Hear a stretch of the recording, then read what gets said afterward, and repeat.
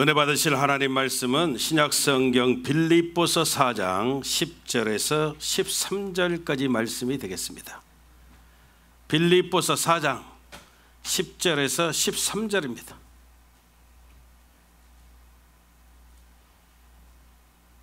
제가 가진 성경은 신약성경 322페이지가 되겠습니다.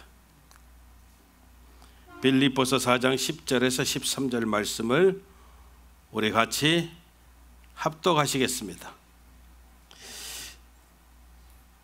내가 주 안에서 크게 기뻐함은 너희가 나를 생각하던 것이 이제 다시 싹이 남이니 너희가 또한 이를 위하여 생각은 하였으나 기회가 없었느니라.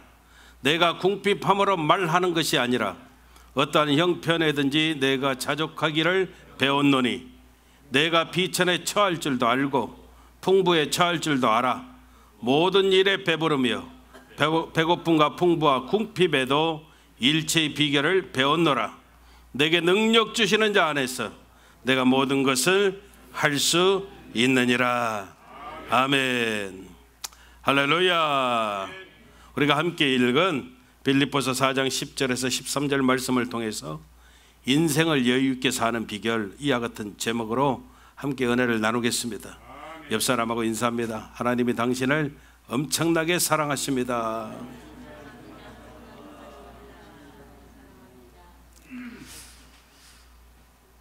제가 오늘은 한번 여러분들에게 질문해 보기를 원합니다. 우리가 좀 여유 있게 사는 비결이 뭘까요? 참 힘들고 어렵잖아요.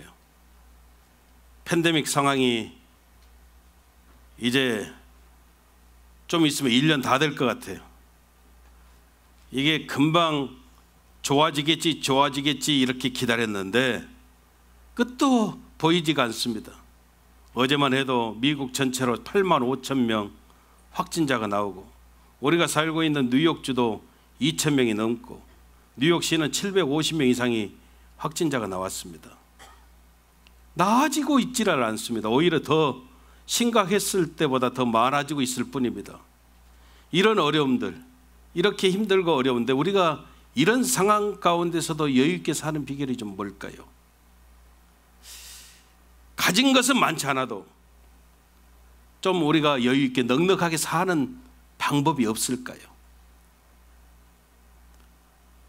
배운 것은 많지 않아도 좀 우리가 고상하게 사는 비결은 없을까요? 내가 권세나 명예를 가지지 않았다 치더라도 좀 더 고결하게 살아가는 그런 방법이 없을까요? 여러분 한번 생각해 봐요. 물질의 많고 적음을 뛰어넘어서 배우고 배우지 못함을 초월해서 명예나 권사가 있고 없고를 떠나서 우리가 보다 여유 있고 풍성하게 인생을 살아가는 방법이 없을까요? 우리 한번 생각해 보기를 원합니다. 이민 생활 연조가 더해 갈수록 또 세월의 흐름과 더불어서 우리가 살아가는 모습도 조금씩 나아지는 거 사실이잖아요. 처음에 우리가 이민 삶 시작할 때 얼마나 힘들고 어려웠어요. 그때 비교하면 지금은 진짜 나아졌지요. 안정도 분명히 되어지고 있지요. 근데 이상하게도 기름치지 않은 기계처럼 빡빡하게 여유가 없이 살아가는 것 같아서 어쩔 때는 안타깝게 그지없는 그런 생각들이 들어진다는 겁니다. 여러분, 이럴 때 우리 이민 삶을 살아가거나 또 힘들고 어려움을 살아가는 많은 사람들의 공통적인 고백 중에 하나가 뭐냐면 차라리 그때가 더 좋았어요.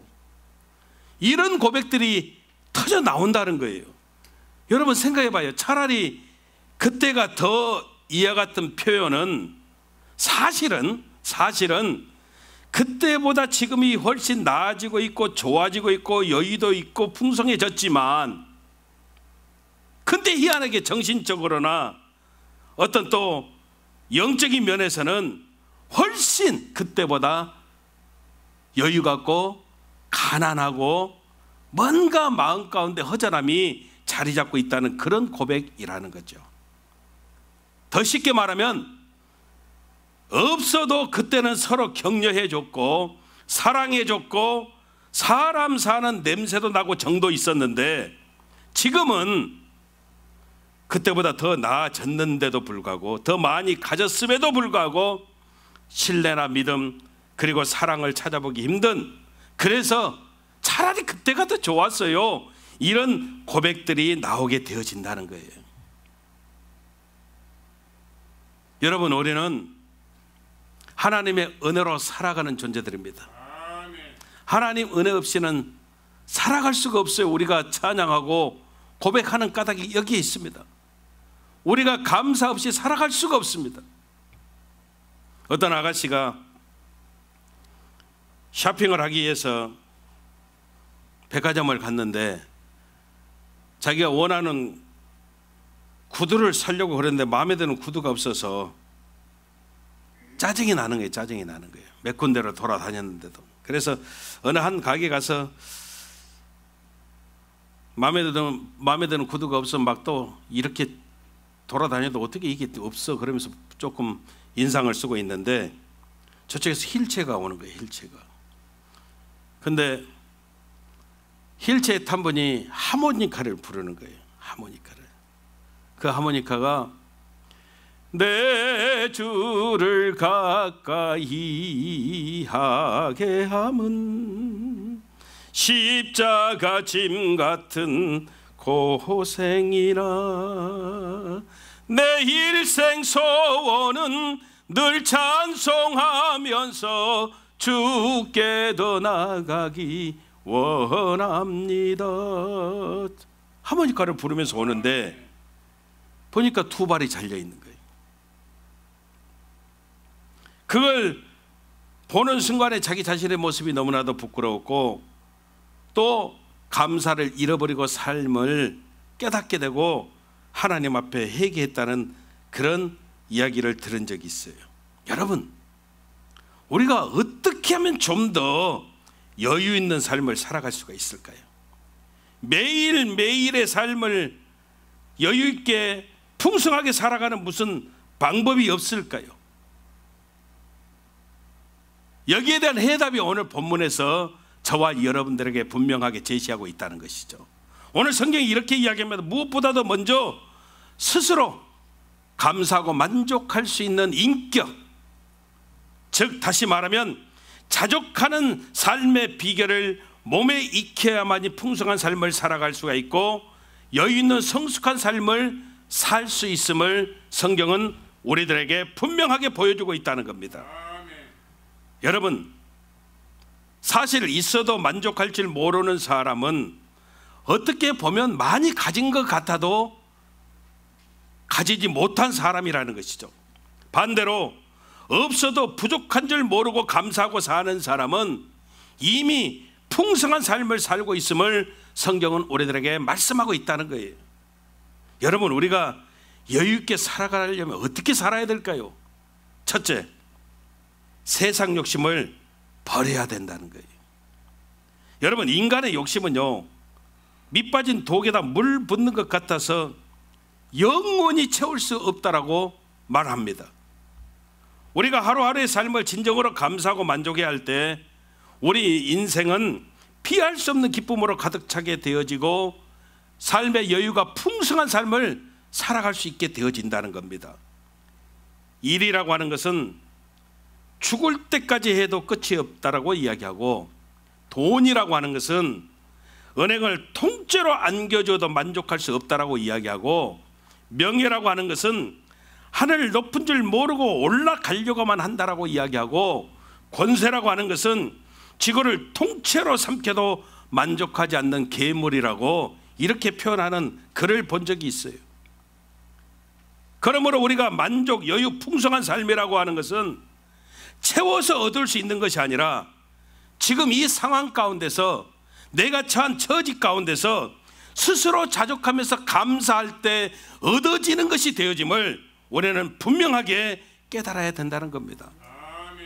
야고보 사도가 고백합니다. 욕심이 잉태한 즉 죄를 낳고 죄가 장성한 즉 사망에 이르게 되어진다라고 말씀합니다. 다윗은 시편 23편에서 고백합니다. 야훼가 나의 목자시니 내가 부족함이 없으리로다. 여러분, 하나님을 내 인생의 목자로 삼고 살아가면 부족함이 없는 인생을 살게 되어진다는 것이죠. 자족하면서 감사하는 삶을 살아가는 비결이 바로 여기에 있다는 겁니다. 내가 비록 사망의 음침한 골짜기를 지날지라도 해를 두려워하지 아니할 것은 주께서 나와 함께 하심이라, 이렇게 고백하고 있다는 거예요. 오늘 우리가 아무리 풍성하게 사는 것 같아도 마음이 편치 않는다면, 이렇게 교회에 나와서 하나님 말씀을 들으면서 조용하게 눈을 감고 기도해도 우리 마음이 왠지 불안한 모습이 있다라고 한다면, 여러분, 확실히 우리 마음 한 곳에 어떤 욕심이 자리 잡고 있음을 우리는 분명하게 알아야 된다는 거예요. 여러분, 잘 생각해 봐요. 지나친 욕심은 언제나 사람을 불안하게 만드는 거예요. 물질에 대한 욕심, 이것 때문에 사람 치사해지는 거예요. 명예에 대한 욕심, 이것 때문에 우리가 비굴해지는 거예요. 인기나 정경, 나를 드러내고자 하는 이런 욕심들, 이런 모든 욕심들이 우리를 시들게 만들어버리고 정신적으로 혼란스럽게 만들어버린다는 거예요. 저와 여러분들이 그래서 깨달아야 됩니다. 우리가 여유있고 풍성한 삶을 살기 위해서 우리는 세상 욕심을 버려야 돼요. 세상 욕심을 버리고 내가 어떤 상황 가운데 있든지 스스로 자족하면서 하나님께 감사하게 되어질 때 우리는 여유 있는 복된 삶을 살아가는 귀한 역사가 나타남을 분명하게 믿으시기를 주님의 이름으로 축원합니다.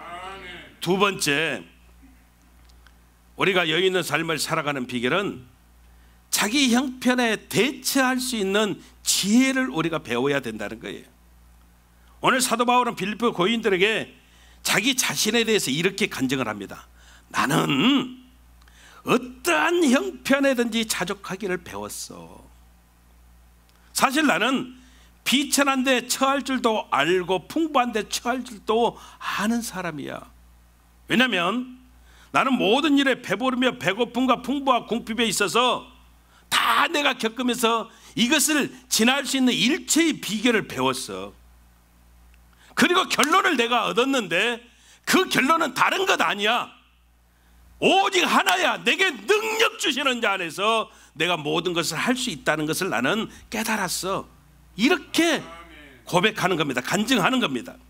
자기 자신의 현실을 감사로 받아들일 이 엄청난 신앙이 바울로 하여금 어떠한 상황 가운데 있을지라도 자족할 수 있는 삶을 가능케 만들었다는 겁니다. 그러므로 여러분, 자족하는 것은 신앙입니다. 자족하는 것이 믿음입니다. 신앙이 자족하는 삶을 사는 거예요. 믿음이 인도라 자부하면서 스스로 현실에 만족치 못하는 사람은 여러분 이미 믿음의 사람이 아닙니다. 참 신앙의 사람은 비록 객관적으로 볼 때 정말로 만족할 수 없는 처지와 상황 가운데 놓였다라고 할지라도 그것까지도 감사할 수 있고 아멘 주여 할렐루야 믿음으로 받아들이는 자세를 갖게 되어질 때 이것이 자족하는 신앙 삶의 비결이 되어지고, 또 그렇게 할 때 능력 주시는 자리에서 내가 모든 것을 할 수 있는 그 믿음으로 우리가 이겨내고 승리케 되어지는 역사가 있음을 우리는 분명하게 깨달아야 된다는 겁니다.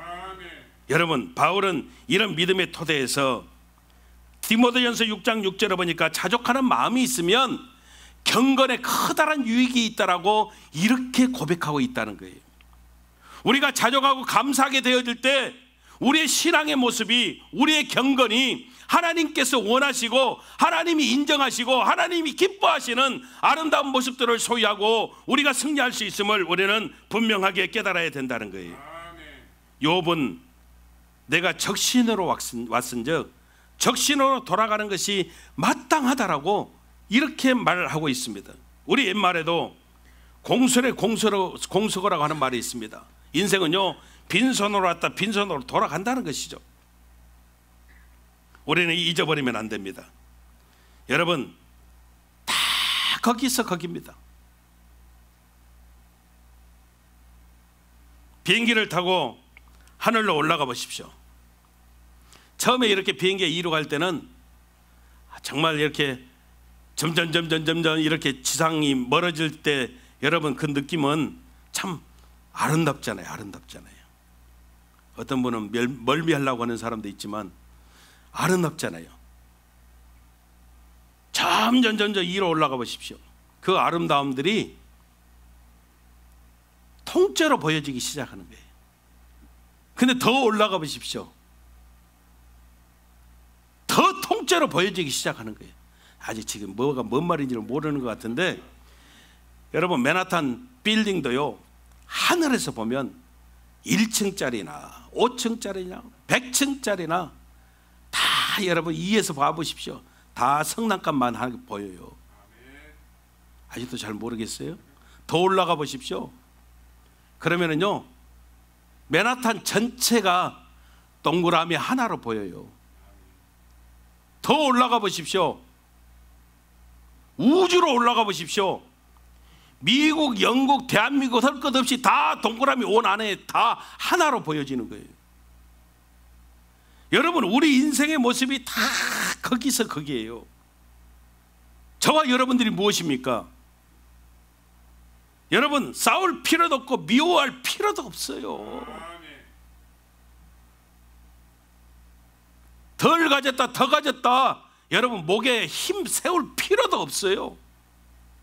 진짜로 중요한 것은 내게 있는 것 족한 줄로 알고 내가 처한 형편에 따라서 거기에 대응할 수 있는 하나님의 지혜를 우리가 소유하고 살아야 여러분 인생의 삶 가운데 우리가 정말 여유 있고 무언가 조금 다른 멋있는 이런 놀라운 은혜들이 우리에게 찾아온다는 거예요. 우리는 예수 향기를 전하는 사람들이에요. 여러분 새벽 예배 때 말씀드렸잖아요. 향기하고 냄새는 분명히 다르다. 향기는 여러분 생명이 있는 생명체에서 나는 게 향기고, 냄새는요 생명이 없는 것에서 나는 게 냄새예요. 냄새는 항상 좋지 않아요.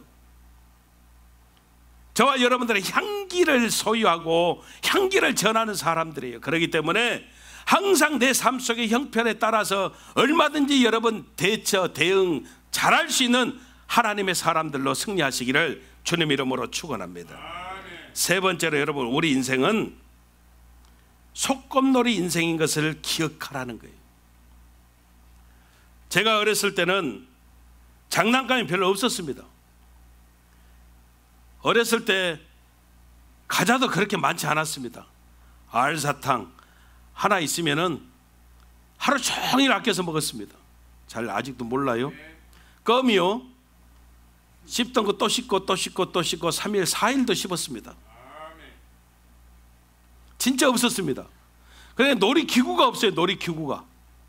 그러니까 항상 우리들이 하는 것은요, 말타기, 자치기, 구슬은 있었어요. 구슬치기, 딱지 있었습니다. 종이로 접은 것도 있었고, 이렇게 동그라미로 해가지고 별이 몇 개냐 막 이렇게 해가지고 그런 동그라미 딱지도 있었습니다. 저는 구슬치기를 잘했거든요. 그래서 구슬을요, 얘들한테 구슬치기를 대회해가지고 구슬을 따는 거예요. 그래서 이렇게 모아놔요.